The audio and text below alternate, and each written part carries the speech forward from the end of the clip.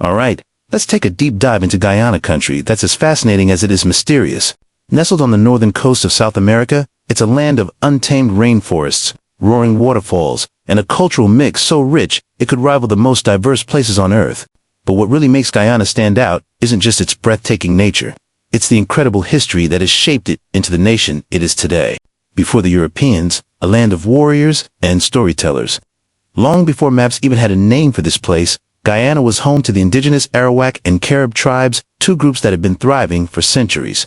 These were skilled hunters, fearless warriors, and expert navigators of the region's vast river networks. They built intricate societies, passing down stories of their ancestors and spirits that roamed the great forests. But the peace wouldn't last forever.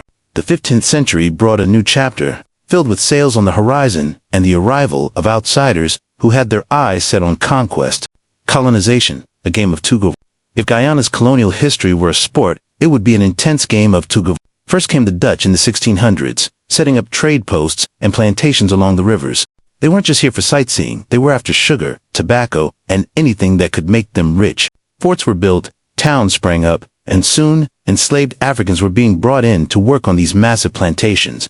But the Dutch weren't the only ones who wanted a piece of this land. Enter the British and the French, who saw the potential and fought tooth and nail for control. For years, power shifted between these European powers like a game of hot potato. One day it was Dutch, the next it was British, then the French would take a swing. But by 1814, after plenty of back-and-forth battles, Britain took full control, and in 1831, they officially named the colony British Guyana. Of course, the story doesn't end there. The British were running sugar plantations at full speed, and with the abolition of slavery in 1834, they needed more labor. So, they brought in thousands of indentured workers from India, China, and Portugal, creating the melting pot of cultures that still defines Guyana today.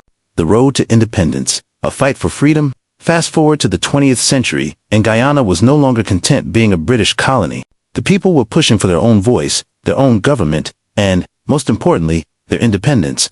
The 1950s and 60s were filled with political movements, strikes, and protests, with leaders like Chetty Jagan and Forbes Burnham at the forefront. It wasn't an easy battle, but after years of struggle, the people of Guyana finally won.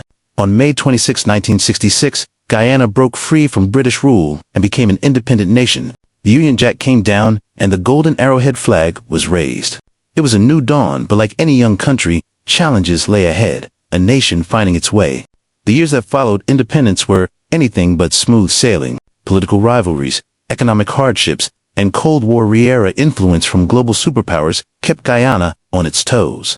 Leaders experimented with socialist policies, nationalized industries, and tried to find an identity that balanced its deep-rooted traditions with modern governance. Despite the ups and downs, Guyana has remained resilient. It's a country that has endured centuries of foreign rule, cultural clashes, and economic shifts, but through it all, it has held onto its spirit of independence. Today, Guyana is stepping into the future with newfound wealth, thanks to massive offshore oil discoveries. The question now is whether this resource boom will bring prosperity to all or just a select few. Only time will tell. Fun fact, ever heard of the lost city of gold, El Dorado? Well, Guyana is at the heart of that legend. European explorers searched its jungles for untold riches, convinced that a golden empire lay hidden somewhere in the vast wilderness. Spoiler alert, they never found it, but Guyana's real treasure, its people, culture, and landscapes. So, next time someone asks about Guyana, don't just think of it as a tiny country on the edge of South America. Think of its deep history, its battles for freedom, its cultural fusion, and its bright future. It's a country with a story worth telling, a land where history, myth, and modern ambition collide in the most fascinating way.